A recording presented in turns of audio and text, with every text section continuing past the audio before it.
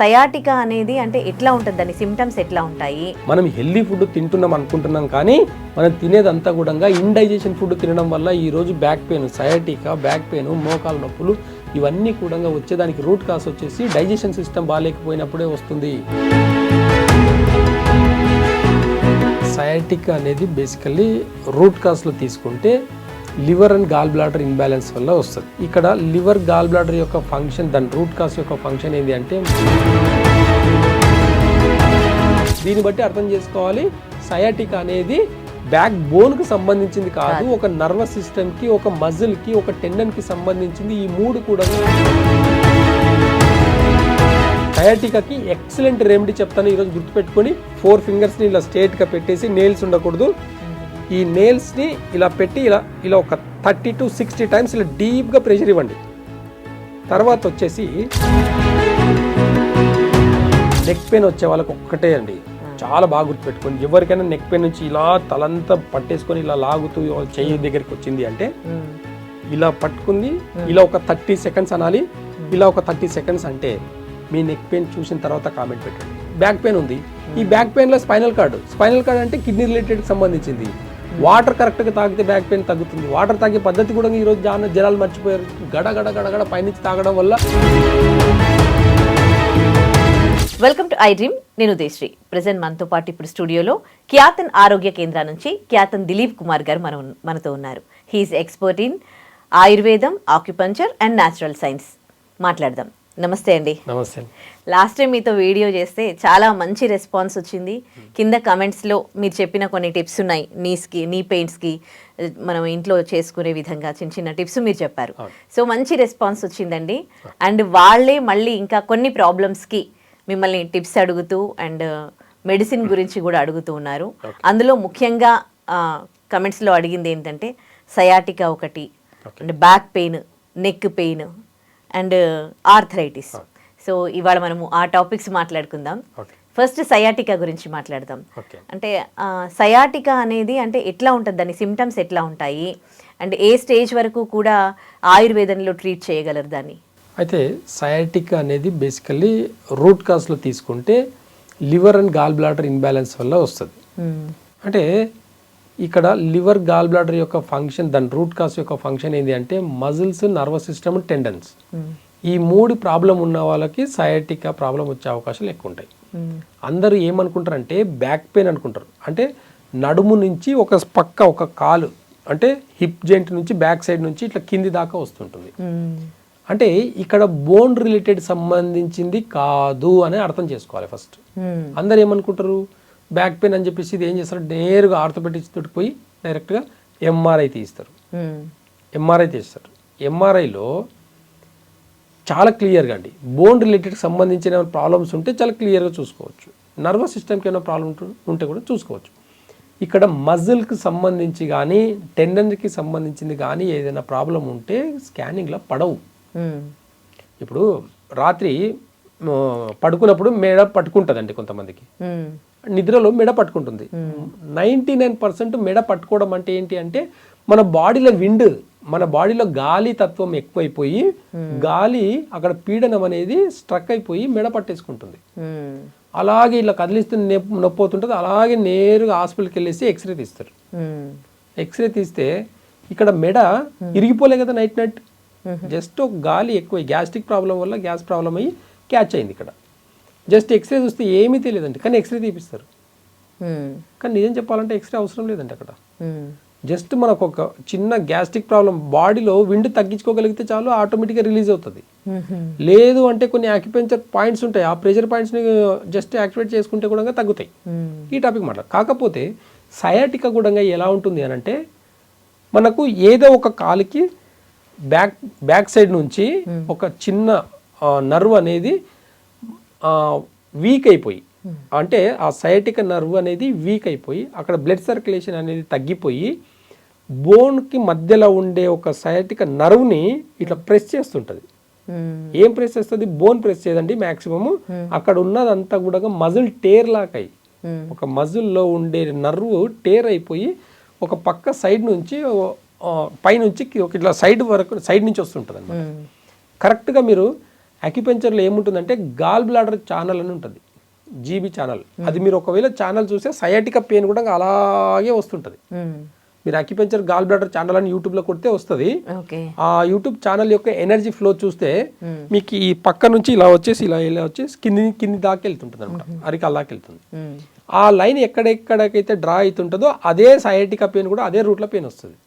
దీన్ని బట్టి అర్థం చేసుకోవాలి, సయాటికా అనేది బ్యాక్ బోన్కి సంబంధించింది కాదు, ఒక నర్వస్ సిస్టమ్కి, ఒక మజిల్కి, ఒక టెండన్కి సంబంధించింది. ఈ మూడు కూడా లివర్కి, గాల్ బ్లాడర్కి కనెక్ట్ అయి ఉంటుందన్న విషయము జనాలకు అవేర్నెస్ లేకపోవడం వల్ల సయాటికా కూడా ఆపరేషన్లు చేయించుకొని తగ్గించుకోలేకపోతున్నారు. కానీ చాలా ఈజీగా, చాలా సులువుగా మనము ఈ గత వీడియోలో ఎలా అయితే మోకాలకు కొన్ని టిప్స్ చెప్పి తగ్గించుకున్నారో జనాలు, సేమ్ అలాగే అండి. గుర్తుపెట్టుకోండి, సయాటికాని 2 కాళ్ళకు ఏదో ఒక లెగ్కి పెయిన్ మాత్రమే పైనుంచి కింది దాకా పారడం, అంటే అక్కడ ఉన్న బ్లడ్ సర్క్యులేషన్లో ఫ్లో అనేది తగ్గిపోవడం వల్ల, లేదంటే బ్లడ్ సర్క్యులేషన్లో వీక్ ఉండడం వల్ల, నర్వస్ సిస్టమ్ వీక్ ఉండడం వల్ల ఒక సయాటికా పెయిన్ వస్తుంది. ఇది నిజం చెప్పాలంటే ఒక డైజెషన్ వల్ల వస్తుంది.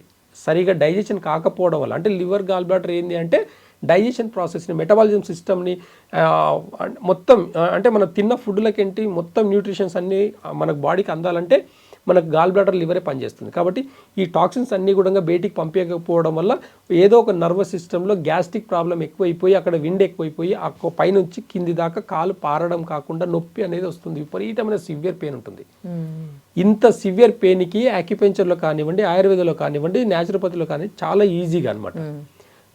న్యాచురోపతి పద్ధతిగా చూస్తే మాత్రం ఖచ్చితంగా వీళ్ళు పులుపు ఆపేసి చూస్తే 50% నొప్పి తగ్గిపోతుంది. అక్యుపెంచర్లో ఒక పాయింట్ చెప్తాను, చాలా ఎక్సలెంట్ రెమెడీ సయాటికాకి ఎక్సలెంట్ రెమెడీ చెప్తాను ఈరోజు గుర్తుపెట్టుకొని. గతంలో ఏ వీడియో అయితే చూసి మీరు కామెంట్స్ పెట్టారో, ఎలా అయితే నీ పెయిన్స్కి మీరు నొక్కి చూసి కామెంట్స్ పెట్టారో, అలాగే సయాటికా కూడా ఈరోజు నేను చెప్పే టిప్ని పాటించిన తర్వాతనే మీరు కామెంట్ పెట్టండి. మీ కామెంట్ 10 మంది చూసి నేర్చుకునేలాగా ఉండాలి. మీ కామెంట్ వచ్చేసి 10 మందికి ఇన్స్పిరేషన్ లాగా ఉండాలి తప్ప మీరు టైంపాస్ కోసం రీల్స్ చూసేలాగైతే మాత్రం కామెంట్ పెట్టకండి. రీలే చూడండి మీరు, మీకు అవసరం లేకపోతే. మీకు అవసరం అని అనిపిస్తే మీకు కానీ, మీ ఫ్రెండ్స్కి కానీ, మీ ఫ్యామిలీ మెంబర్స్ ఎవరికైనా ప్రాబ్లం ఉన్నప్పుడు ఖచ్చితంగా నేను చెప్పిన రెమెడీ పాటించిన తర్వాతనే కామెంట్ పెట్టండి. మనం గతంలో ఏం చెప్పాం, మనం ఇక్కడ నుంచి ఇక్కడ వరకు మొత్తం బాడీ అని తీసుకున్నాం. ఇవి 2 కాళ్ళు, ఇవి 2 చేతులు, మధ్యలో ఉన్నాయి లెగ్స్, ఈ 2 చేతులు, ఇది తల భాగము, బాడీ ముందు భాగం, బాడీ వెనక భాగం. సయాటికా ఎక్కడ వస్తుందండి మనకు? 2 లెగ్స్, ఏదో ఒక లెగ్కి వస్తుంది. ఓకేనా? సయాటికా అంటే ఏంటి? హిప్ జాయింట్ నుంచి సైడ్ నుంచి వస్తుంది. ఓకేనా? ఇవి 2 కాళ్ళు అనుకున్నాం కదా మనం, ఈ 2 కాళ్ళు అనుకున్నాం మనం, గుర్తుపెట్టుకుని ఈ 2 కాళ్ళు అనుకున్నాం. ఈ 2 కాళ్ళ మధ్యలో నుంచి స్పైనల్ కార్డ్ ఉంటుంది మనకు. 2 కాళ్ళ మధ్యలో నుంచి బ్యాక్ సైడ్లో స్పైనల్ కార్డ్ ఉంటుంది మనకు, స్పైనల్ బోన్ ఉంటుంది. ఈ 2 కాళ్ళ మధ్యలో సెంటర్లో బ్యాక్ పెయిన్ నుంచి ఉంది, మీకు బ్యాక్ పెయిన్ ఉంది ప్లస్ సయాటికా ఉంది అన్నప్పుడు 4 ఫింగర్స్ని ఇలా స్ట్రేట్గా పెట్టేసి, నెయిల్స్ ఉండకూడదు, ఈ నెయిల్స్ని ఇలా పెట్టి ఇలా ఒక 30 to 60 టైమ్స్ ఇలా డీప్గా ప్రెషర్ ఇవ్వండి. డీప్ ప్రెషర్ ఇది స్పైనల్ కార్డ్లో ఉండే సయాటికా నర్వ్ రిలీజ్ అవ్వడానికి ఉపయోగపడుతుంది. ఇలా ఒక 60 టైమ్స్ గట్టిగా డీప్గా నాలి. ఇది స్పైనల్ కార్డ్. ఓకేనా? కరెక్ట్గా దీని సెంటర్, ఈ 2 కాళ్ళ సెంటర్. ఓకేనా? తర్వాత వచ్చేసి మనకు ఇక్కడ లాజికల్గా చూడాలి, చాలా లాజిక్ చూడండి. ఇది ఉంది కదండి, ఈ బోన్స్ ఉన్నాయి కదా, ఇవి హిప్ జాయింట్, హిప్ యొక్క బాల్స్ ఇవి. ఈ 2 హిప్ బాల్స్, ఈ 2 చేతులు అనుకున్నాం కదా ఇవి మనము. ఇవి 2 కాళ్ళు, ఈ 2 చేతులు. చేతులకు కూడా ఇవి ఏంటివి? ఇవి భుజాలు, షోల్డర్స్. ఇవన్నీ 2 భుజాలు ఉన్నాయి, 2 హిప్ జాయింట్ ఉన్నాయి, ఈ 4 జాయింట్స్ ఉన్నాయి. ఇక్కడ కింద 2 జాయింట్స్ ఉన్నాయి, పైన 2 జాయింట్స్ ఉన్నాయి. ఒక బాడీ స్ట్రక్చర్ తీసుకుంటే 2 భుజాలు ఉన్నాయి, 2 హిప్ జాయింట్ ఉన్నాయి, మధ్యలో బాడీ. ఇదంతా బ్యాక్ సైడ్ బాడీ, ఇదంతా ఫ్రంట్ సైడ్ బాడీ. ఓకేనా? అర్థమైందా? ఇప్పుడు సయాటికా అన్నప్పుడు ఏంటి? ఈ బాల్ ఉంది కదా, ఒకవేళ ఇది ఇలా తీసుకుంటే, లెఫ్ట్ హ్యాండ్ని తీసుకుందాము, ఇది లెఫ్ట్ హ్యాండ్ తీసుకుంటే ఇది లెఫ్ట్ హ్యాండ్, ఇది లెఫ్ట్ లెగ్, ఇది రైట్ సైడ్ ఉంది చూడండి. మన బాడీకి ఇది రైట్ సైడ్ ఉన్నప్పుడు ఇది రైట్ హ్యాండ్, ఇది రైట్ లెగ్. అర్థమవుతుందా? This is right side, this is left side. ఒకవేళ కుడి లెగ్ అంటే కుడి leg sciatica right side pain ఉంది అంటే ఈ రింగ్ ఫింగర్ని లెఫ్ట్ సైడ్లో రింగ్ ఫింగర్ని ఈ సరౌండింగ్ ఉంది కదా, ఈ రౌండ్ హిప్ జాయింట్ మధ్యలో నుంచి పెయిన్ వస్తుంది. మనం ఏం చేసినాము, ఈ రెండిటికి మధ్యలో ఒక 30 సెకండ్స్ డీప్ ప్రెషర్ ఇచ్చినాము. దాని తర్వాత ఒకవేళ ఈ బాల్ రౌండ్ ఉందా, ఈ బాల్కి రౌండ్గా కరెక్ట్గా ఈ ఫింగర్ని ఇలా పట్టుకొని లాగి ఇలా అనాలండి. గట్టిగా ఇలా పట్టి ఇట్లా లాగి ఇలా అనాలి. అందరు ఇలా పట్టి లాగుతారు, అలా కాదు, ఇలా క్యాచ్ చేయాలండి. లాకింగ్ సిస్టమ్ ఇది. ఒకసారి మా దగ్గరకు వస్తే మేము నేర్పిస్తాం పేషెంట్కి, వాళ్ళు ఇంటికి వెళ్ళేసి చేసుకోవచ్చు. అందుకని ఇలా పట్టుకుంటే వదులుకోలేరు. మేము ఒకసారి కానీ ఇట్లా పట్టుకున్నామంటే మీరు ఇలా లాగితే కూడా రాదు మీకు చెయ్యి, అంత గట్టిగా పట్టుకుంటాం. దీంట్లో అంత గ్రిప్ ఉంటుంది. ఇలా పట్టుకున్నాం అనుకోండి, ఇలా అంటే వచ్చేస్తుంది. అదే ఇలా పట్టుకున్నాం అనుకోండి, ఇక్కడ కింది నుంచి లాక్ చేసి ఉంటాము, పై నుంచి లాక్ చేసి ఉంటాము, పైన ప్రెషర్ వేసి ఉంటాము. మీరు చెయ్యి వదిలించుకోవాలంటే కష్టం, అంత డీప్ ప్రెషర్ పడుతుంది. కాబట్టి ఈ లెగ్ని ఇలా పట్టుకొని ఇలా ఒక 30 టైమ్స్ అంటాం. అప్పుడు ఏమవుతుందంటే లెగ్ని పట్టుకొని కొంచెం బ్యాలెన్స్ చేసినట్టు. అప్పుడు ఈ లెగ్ కూడా అంటే మనం బ్యాలెన్స్ చేస్తున్నాం. ఇక్కడ స్పైనల్ కార్డ్ నుంచి 2 నరాలు సపరేట్ అయ్యి రైట్కు లెఫ్ట్కు నర్వస్ సిస్టమ్ వస్తుంది. మనం రెండింటిని లెగ్స్ని బ్యాలెన్స్ చేస్తాం. 2 లెగ్స్ని ఇలా అని చెప్పేసి బ్యాలెన్స్ చేసి ఓన్లీ రైట్ సైడ్ ప్రాబ్లం ఉన్నప్పుడు ఈ రింగ్ ఫింగర్ దగ్గర ఈ రౌండ్ని డీప్ ప్రెషర్ చేస్తాం. ఇక్కడ డీప్ ప్రెషర్ ఇస్తాం. దీని చుట్టూ ఇట్లా రాస్తాం. రాసినప్పుడు ఇక్కడ ఉన్న నర్వ్ అనేది ఆటోమేటిక్గా రిలీజ్ అయిపోతుంది. విత్ ఇన్ 2 minutes కానీ ఇలా చేయగలిగితే మీరు 2 నిమిషాల తర్వాత మీ సయాటికా పెయిన్ చూసుకుంటే 90 to 100% తగ్గుతుంది. ఇది నేచర్ అండి. జస్ట్ ఇక్కడ ప్రెషర్ ఇవ్వడం వల్ల, జస్ట్ దాన్ని ఇలా అనడం వల్ల అక్కడ అంత ఇంపాక్ట్ ఎట్లా పడుతుంది అసలు? మరి మోకాళ్ళకి ఇక్కడ ఇలా నొక్కున్న తర్వాత ఎలా తగ్గింది అని అంటున్నారు అందరూ. కొన్ని వందల కామెంట్స్ కదా, మేము చేసామండి తగ్గింది, మాకు చాలా బాగుంది సార్ అని చెప్పేసి అంటున్నారు కదా. ఎలా బాడీ ఇది ఇక్కడ దాకా బాడీ తీసుకున్నప్పుడు ఇవి 2 కాళ్ళు, ఇవి 2 చేతులు, ఈ లెగ్స్ వచ్చేసి యాంకిల్ జాయింట్, ఇవి నీ జాయింట్, ఇవి హిప్ జాయింట్, ఇది వచ్చేసి రిస్ట్ జాయింట్, ఇది వచ్చేసి ఎల్బో జాయింట్, ఇది వచ్చేసి షోల్డర్ తర్వాత బాడీ ముంగట అటాచ్. ఎలా ఉంది మొత్తం? ఇంకా బాడీ అంతా చేతుల్లోనే ఉంది. మనం చూసేదాన్ని బట్టి ఉంటుంది ఏదైనా. మనం ఏం చూస్తే అదే అండి. పాజిటివ్గా చూసి చేస్తే పాజిటివ్. మీరు నెగిటివ్ థాట్ ఏదో చెప్తున్నాడని చూస్తే మీ కర్మ అనుకునాలి, అంతే అనుకునాలి. ఇంకా మనం హాస్పిటల్ చుట్టూ తిరగాలి, ఆపరేషన్ల చుట్టూ చేసుకుంటే తిరిగితే కూడా తక్కువ కావు. రూపాయి ఖర్చు కానీ టెక్నిక్ చెప్తుంటే కూడా దాన్ని విలువ లేకుండా చేస్తే అంతే కదా, అనుభవించాల్సిందే కదా. కాబట్టి నేచర్ ఏం చెప్తుంది అనేది కూడా ఒకసారి వింటే ఖచ్చితంగా ఆపరేషన్ అవసరం లేదు, టాబ్లెట్ అవసరం లేదు, ఇంజెక్షన్ అవసరం లేదు. ఇప్పుడు అట్లాగే మరి బ్యాక్ పెయిన్ కూడా వస్తూ ఉంటుంది చాలా మందికి, దానికి కూడా సర్జరీలు చేయించుకుంటూ ఉంటారు. మరి దానికి సర్జరీ చేసుకున్న తర్వాత కూడా మళ్ళీ బ్యాక్ పెయిన్ వస్తే వచ్చిన కేసెస్ చూసాను నేను కూడా. విన్నారు కదా, చూసారు కదా. దాని తర్వాత ఏం చేస్తారు చెప్పండి ఒకసారి చూద్దాం. ఇంకేం చేస్తారు? సఫర్ అవ్వాలి. బెడ్ చచ్చిపోయినట్టు ఒక శవం లాగా బెడ్ మీదే ఉండాలి. యుక్త వయసులో 25 ఏళ్ళు 30 ఏళ్ళు 35 ఏళ్ళ వయసులో స్పైనల్ కార్డ్ ఆపరేషన్ చేసుకుని బెడ్ మీద ఉండే పేషెంట్లు కొన్ని 100,000 మంది ఉన్నారు. అంటే ఇక్కడ సక్సెస్ రేట్ అనేది కూడా 50-50. స్పైనల్ కార్డ్లో ఒకసారి ఇంజురీ అయ్యింది, స్పైనల్ కార్డ్లో ఒకసారి ఆపరేషన్ చేశారంటే దాని రేటింగ్ ఫస్టే చెప్తారు మీకు. ఒక్క చిన్న నరం కూడా కట్ అయిందంటే కష్టం అండి కాలు రావడం అనేది కూడా ఫస్టే చెప్పి చేస్తారు. వాళ్ళకు కూడా గ్యారంటీ లేదండి. ఆపరేషన్ చేసేటప్పుడు ఖచ్చితంగా బాగా అవుతుంది అని అనుకుంటే సెక్యూరిటీ సంతకం పెట్టించుకుంటారు కదా. పెట్టించుకోకండి. ఆపరేషన్కి ముందు ఎందుకు సెక్యూరిటీ సంతకం పెట్టించుకుంటున్నారు? అన్నీ చెప్తారు, అన్నీ క్లియర్గా చెప్తారండి. మేము ఆపరేషన్ చేస్తాము, తర్వాత దేవుని ఇష్టం. డాక్టరే కదా దేవుడు. జనాలు నమ్ముకునేది ఏంది? దేవుని లాక్కున్నారండి మీరు అని చెప్తారు డాక్టర్. మంచిగా అయితే దేవుడు, అదే బాగాలేదనుకోండి అదే డాక్టర్ని తిట్టుకుంటూ వెళ్ళిపోతారు. ఇక్కడ అవేర్నెస్ కావాల్సింది జనాలకే. ఎవరికైతే నొప్పి ఉందో, ఎవరికైతే బాధ ఉందో ఖచ్చితంగా నేచర్ మీద అవగాహన కావాలి, ప్రకృతి మీద ఒక గ్రిప్ అవగాహన, మినిమం అవగాహన. ఎక్కువ అవసరం లేదు, ఓవర్ నాలెడ్జ్ అవసరం లేదు, మినిమం బేసిక్ నాలెడ్జ్ కావాలి. మన తాత ముత్తాతలు ఎవరు నడుము నొప్పిన ఆపరేషన్ చేయించుకోలేదు. 90 ఏళ్ళ తెగులో నడుములు బాగున్నాయి, మోకాళ్ళు బాగున్నాయి, వాళ్ళ సయాటికా లేదు, బ్యాక్ పెయిన్ లేదు, ఏమీ లేదు. కింటల బస్తాలు మోసినరు. కింటల బస్తాలు వీపు మీద వేసుకొని మోసినప్పుడు రాని స్పైనల్ కార్డు సిస్టమ్ దగ్గర కూర్చుంటే స్పైనల్ కార్డు ప్రాబ్లం వచ్చిందని ఆపరేషన్ చేయించుకుంటున్నారు మీరు. ఇప్పుడు చాలా మంది డాక్టర్లు కూడా చెప్తున్నారు ఇట్లా కూర్చోవద్దు, ఇలా పడుకోవద్దు అంటే బాడీ సిస్టమ్ అనేది మనకి ఇష్టం వచ్చినట్లు మనము మూమెంట్ ఇవ్వడానికి అనుకూలంగానే మన బాడీ అనేది ఉంటుంది. కానీ ఇప్పుడు ఎందుకు ఇంత స్ట్రిక్ట్గా ఇది వెయిట్ లిఫ్ట్ చేయొద్దు, దీని మీద ఇటు సైడ్ పడుకోవద్దు అని ఎందుకు చెప్తూ ఉన్నారు? డైజెషన్ ఇన్బ్యాలెన్స్ వల్ల ప్రతి ఒక్కటి కూడా బాడీలో ప్రతి పెయిన్ కూడా ప్రతి ఒక్కటి కూడా పోషక లోపం వల్ల వస్తుంది. మనం హెల్దీ ఫుడ్ తింటున్నాం అనుకుంటున్నాం, కానీ మనం తినేదంతా కూడా ఇండైజెషన్ ఫుడ్ తినడం వల్ల ఈరోజు back pain, sciatica, back pain, మోకాలు నొప్పులు ఇవన్నీ కూడా వచ్చేదానికి రూట్ కాస్ వచ్చేసి డైజెషన్ సిస్టమ్ బాగాలేకపోయినప్పుడే వస్తుంది. మీ డైజెషన్ బాగైతే మీకు పోషక లోపం వల్ల అన్ని ఆర్గాన్స్ అన్నీ బాగుంటుంది, బోన్ బాగుంటుంది, బోన్ మ్యారో బాగుంటుంది, టిష్యూ బాగుంటుంది, మొత్తం A to Z ఆర్గన్స్ అన్నీ కూడా ప్రాపర్గా ఫంక్షన్ అవుతుంది.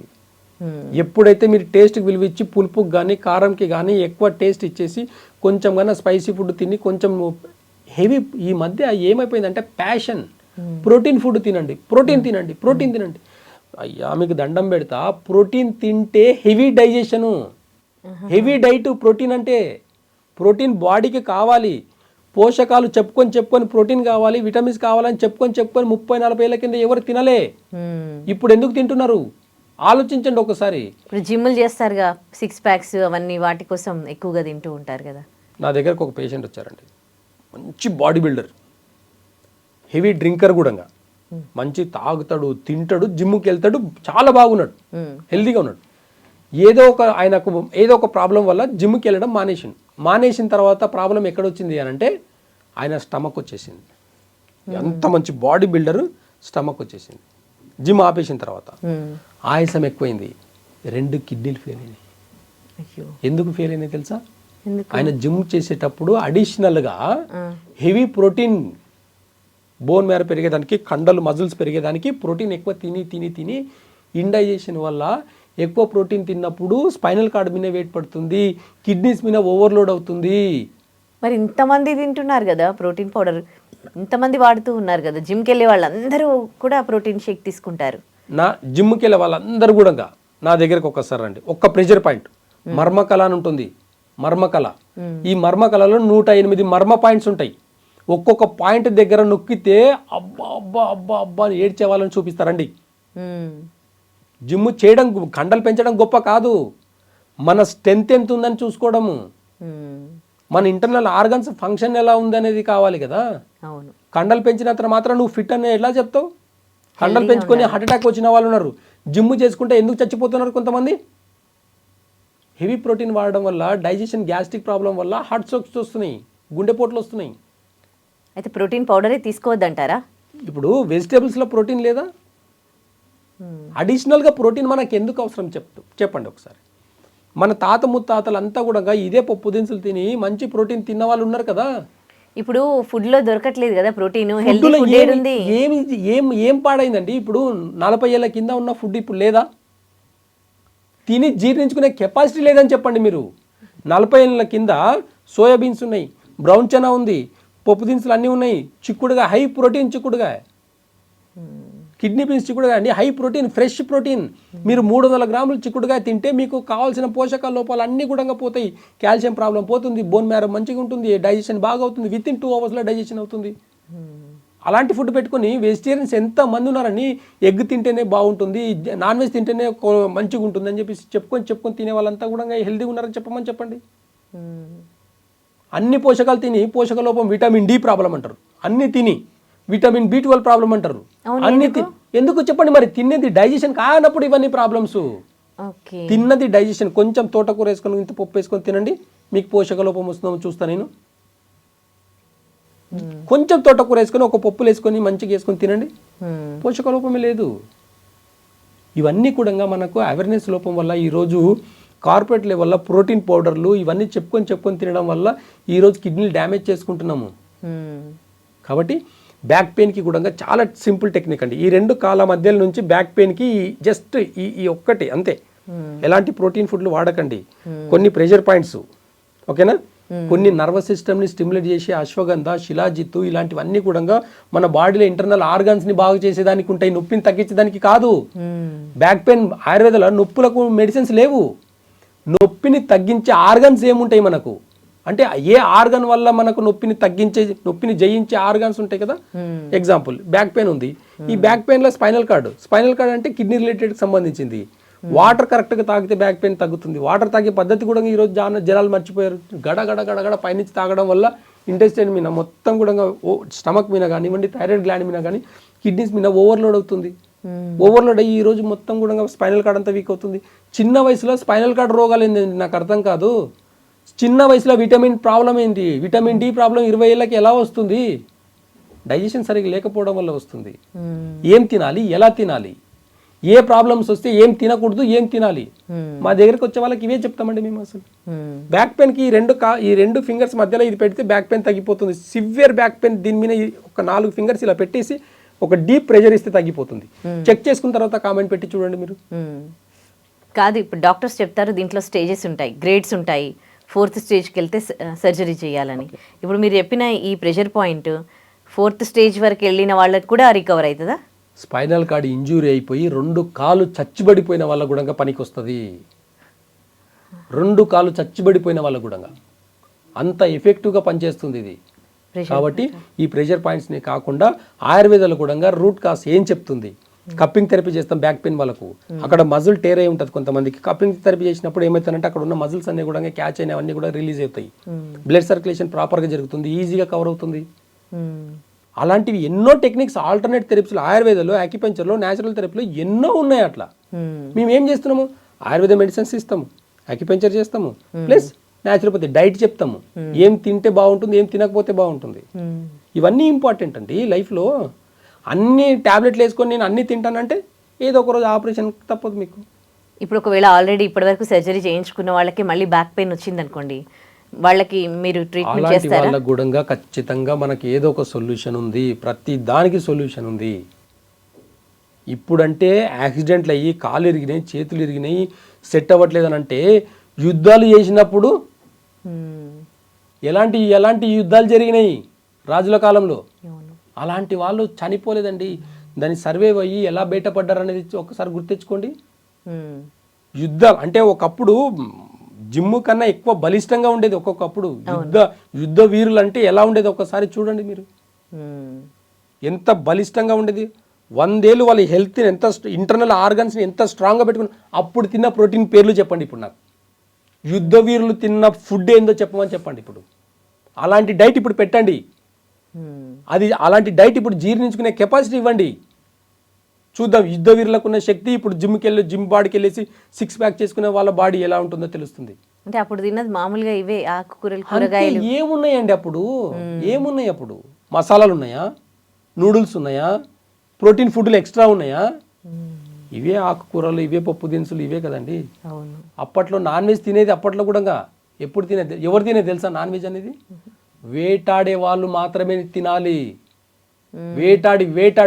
వేటాడాలంటే ఎంత పరిగెత్తాలి తెలుసా? అంత ఫిజికల్ శక్తి ఉంటేనే వేటాడి ఒక జింకను కొట్టుకొని వచ్చి, ఒక మేకను కొట్టుకొని వచ్చి, ఒక కుందేల్ని కొట్టుకొని వచ్చి తినేది. ఇప్పుడు 5 స్టార్ హోటల్ కూర్చొని తింటున్నాం. తినడం గొప్ప కాదు, జీర్ణించుకోవడం గొప్ప.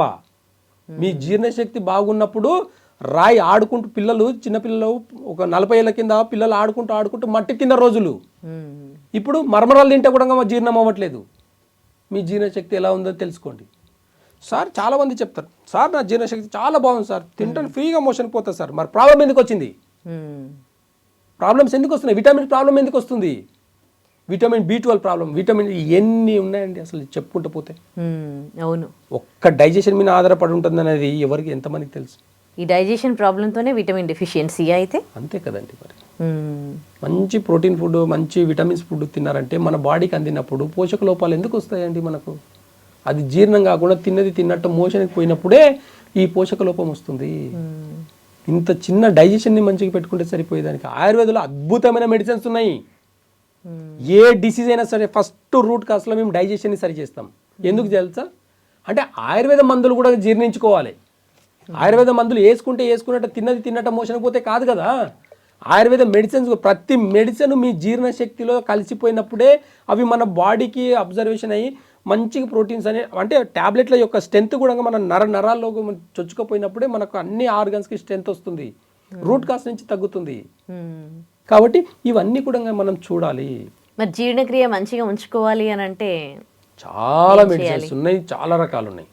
ఎగ్జాంపుల్ ఇప్పుడు మనకి ఇది అంబ్లికల్ అండి, మనకి దీని చుట్టూ అంటే బొడ్డు చుట్టూ కూడా మనకి స్మాల్ ఇంటెస్టైన్ ఉంటుంది. జీర్ణశక్తిని అంటే జీర్ణించుకునే కెపాసిటీ యొక్క మన హై టెంపరేచర్, ఎలాంటి ఫుడ్ అయినా సరే ఆ స్మాల్ ఇంటెస్టైన్లో హై టెంపరేచర్కి డైజెషన్ అయిపోయి దాని పోషక లోపాలు అన్నీ కూడా ఏ పోషకాలు ఎక్కడ కావాలని ఏ ఆర్గన్స్ కావాలని సపరేట్ చేసేదంతా కూడా మనకు స్మాల్ ఇంటెస్టైన్. అదొక్క జఠరాగ్ని అంట మనం. ఆ జఠరాగ్ని ఒక్కటి మంచిగా ఉంటే షుగర్ లేదు, బీపీ లేదు, థైరాయిడ్ లేదు, స్పైనల్ కార్డ్ లేదు, బ్యాక్ పెయిన్ లేదు, ఏది లేదండి. ఒక్క జీర్ణశక్తిలో స్మాల్ ఇంటెస్టైన్ మంచిగా పెట్టుకుంటే చాలు. అది పగలపూట యాక్టివ్గా ఉంటుంది. అందుకే ఒకప్పుడు మార్నింగ్ హెవీగా డైట్ తినేది, ఇప్పుడు నైట్ పడుకునేటప్పుడు హెవీగా డైట్ తింటున్నాం. మార్నింగ్ డైట్ హెవీగా తిన్నప్పుడు డే అంతా నువ్వు కష్టపడడం వల్ల నీ జీర్ణం అనేది తొందరగా అవుతుంది. నైట్ ఈవినింగ్ నువ్వు రెస్ట్ చేసుకునే టైంలో నువ్వు హెవీగా తింటే ఎలా జీర్ణం అవుతుంది? నైట్ హెవీగా తినడం ఆపేసి చూడండి, మీ జీర్ణశక్తి స్లోగా బాగవుతుంది. ఇప్పుడు అంతా ఉల్టా అయిపోయింది, రివర్స్ అయిందండి. ఒకప్పుడు మార్నింగ్ హెవీగా తినేది, మధ్యాహ్నం మోడరేట్గా తినేది, ఈవినింగ్ వచ్చేసి స్నాక్స్ లాగా తిని పడుకునేది. కానీ ఇప్పుడున్న జీవన విధానంలో మార్నింగ్ 2 ఇడ్లీ తింటాడు, మధ్యాహ్నం అది ఏదో జాబ్లో వెళ్ళి తినట్టు లంచ్ తింటాడు, ఈవినింగ్ ఇంటికి వచ్చేసి రిలాక్స్ అయిపోయి ఫుల్ బిర్యానీ తింటాడు. అంత తింటే రాత్రి ఎవరికి జీర్ణించాలండి? అసలు బాడీకి ఏం పని లేదా? సాయంత్రం అయితే ఆవులన్నీ ఇంటికి వెళ్ళిపోతున్నాయి, ప్రశాంతంగా నెమరేసుకుంటా తింటాయి అంతే. ఆవులు కూడా, జంతువులు కూడా నైట్ తిండి తింటాయి. ఆవులు నైట్ ఆవు దగ్గరికి వెళ్ళి ఇంత మేతేయండి, ముట్టవు. పగలంతా దాని పని ఒకటే, పగలంతా కష్టపడి తినాలి, సాయంత్రం కానీ నెమరేసుకుంటూ ఉండాలి అంతే. పగలంతా తిన్నది నైట్ అంతా నెమరేసుకుంటూ తినాలి. దానికి ఆవు యొక్క గుణం మనకుంటే అదే ఆవు వల్ల ఎన్నో పోషక లోపాలన్నీ కూడా పోతాయి. పంచామృతం ఆవు వల్ల ఎన్నో గొప్పలు ఉన్నాయి చెప్పుకుంటూ పోతే. కాబట్టి ఇలాంటివన్నీ కూడా బ్యాక్ పెయిన్కి, సయాటికాకి, ప్లస్ నెక్ పెయిన్కి, వీళ్ళన్నిటికీ కూడా రూట్ కాజ్ నుంచి కరెక్ట్గా చూస్తే గ్యాస్ట్రిక్ ప్రాబ్లం వల్ల వచ్చే, పోషక లోపం వల్ల వచ్చే ప్రాబ్లమ్సే తప్ప చిన్న ప్రాబ్లమ్స్ ఇవన్నీ మేజర్గా అనుకోకండి. ఒక బ్యాక్ పెయిన్ వస్తే ఎంఆర్ఐ తీయాలి 7,000 పెట్టి 10,000 పెట్టి, 700 పెట్టి మెడిసిన్స్ తీసుకుంటే తగ్గిపోయే రోగాలంటే ఇవన్నీ. డైజెషన్ సిస్టమ్ మంచిగా పెట్టుకుంటే ఈజీగా ఒక రకమైన పప్పు, ఒక ఆకుకూర రోజు ఎందుకు వస్తాయండి విటమిన్స్ ప్రాబ్లమ్స్? మీ జీర్ణశక్తి అంటే మార్నింగ్ టైంలో తిని చూడండి, 9 లోపల తినండి, 9 లోపల తిని చూడండి, ఒకసారి ఒక నెల రోజులు తిని చూడండి, మీ డైజెషన్ సిస్టమ్ ఎట్లా బాగుంటుంది లేదు చూడండి. సో నెక్ పెయిన్ కి కూడా డైజెషన్ సిస్టమే ప్రాబ్లం. అన్నిటికీ గ్యాస్ట్రిక్ ప్రాబ్లం వల్లనే అక్కడ హార్మోన్స్ అన్నిటి, అక్కడ నర్వస్ సిస్టమ్ అంతా కూడా జామ్ అయిపోయి అక్కడ పోషక లోపం వల్లనే వస్తాయి. ఇప్పుడు నెక్ పెయిన్ వచ్చిన వాళ్ళు కూడా ఇట్లా చెయ్యి పెయిన్ చెప్తూ ఉంటారు, ఇదంతా తిమ్మిరెక్కుతుంది అని, ఇక్కడ పెయిన్ వస్తుందని. నెక్ పెయిన్ వచ్చే వాళ్ళకి ఒక్కటే అండి, చాలా బాగా గుర్తుపెట్టుకోండి. ఎవరికైనా నెక్ పెయిన్ నుంచి ఇలా తలంతా పట్టేసుకొని ఇలా లాగుతూ చెయ్యి దగ్గరికి వచ్చింది అంటే బాగా గుర్తుపెట్టు. ఇది తల భాగం, 2 కాళ్ళు 2 చేతులు చెప్పాము, ఇది తల అని చెప్పాము. ఇది తల ముందు భాగం, ఫేస్ సైడ్, ఇది వెనక భాగం. ఓకేనా? వెనక భాగం నెక్ ఉంది, ఇది వెనక భాగం. నేను పట్టుకునే టెక్నిక్ చాలా ఇంపార్టెంట్ అండి. ఇట్లా కదా, ఇలా పట్టుకోవాలి. ఇలా పట్టుకున్నామంటే వదలలేమండి మనం. చెయ్యి పేషెంట్ లాగితే కూడా మేము వదలమండి. ఇలా పట్టుకున్నామంటే అంతే, ఇంకా గట్టిగా ఇలా ఒక 60 టైమ్స్ ఇలా అనండి. ఒక 60 టైమ్స్ ఇక్కడ నుంచి ఇక్కడ వరకు ఇలా నొక్కాలి, ఇలా నొక్కాలి. ప్రెషర్ ఇది పట్టుకొని ఇలా ప్రెషర్ తోటి నొక్కాలి. ఈ చేతితోటి ఇలా పట్టుకుంది, ఇలా ఒక 30 సెకండ్స్ అనాలి. ఇలా ఒక 30 సెకండ్స్ అంటే మీ నెక్ పెయిన్ చూసిన తర్వాత కామెంట్ పెట్టండి. తగ్గకపోతే అడగండి నాకు. ఎలా తగ్గదో నేను చూస్తారండి. అది కూడా ఏ గ్రేడ్ లో ఉన్న నెక్ పెయిన్ కూడా అసలు నెక్ బెల్ట్ వేసుకొని వస్తారండి కొంతమంది. ఫస్ట్ డే బెల్ట్ తీసి, ఫస్ట్ వచ్చిన సెకండ్ ఫస్ట్ బెల్ట్ తీసి లోపలికి రండి అని చెప్తాను నేను. వెళ్ళేటప్పుడు నొప్పి ఉండదండి, ఈ టెక్నిక్ చేసి పంపించేటప్పుడు నొప్పి ఉండదు వాళ్ళకి. ఇప్పుడు మోకాల నొప్పులు కూడా ఇలా చేసుకునే కదా తగ్గించుకుంటున్నారు అందరు, నా వీడియోలు చూసిన తర్వాత. ఇది కూడా అంతే అండి. ఇది నెక్ ప్రాబ్లంకి, ఇది బ్యాక్ పెయిన్కి, ఇది సయాటికాకి. లెఫ్ట్ అయితే లెఫ్ట్, రైట్ అయితే రైట్. సయాటికా చాలా సింపుల్గా తగ్గించుకోవచ్చు అండి ఇవన్నీ. కాబట్టి రూట్ కాస్ నుంచి ఆయుర్వేద చూస్తాము, రూట్ కాస్ నుంచి యాక్యుపంచర్ చేస్తాము, రూట్ కాస్ నుంచి న్యాచురోపతి కూడా ఎలాంటి పద్ధతులు చెప్పాలి, ఎలాంటి డైట్ తినాలనేది కూడా చెప్పి ఇవన్నీ సమభాగంలో చెప్పి పేషెంట్ని తగ్గిస్తాము. ట్యాబ్లెట్ వేసుకో, లేదంటే ఆపరేషన్ చేసుకో.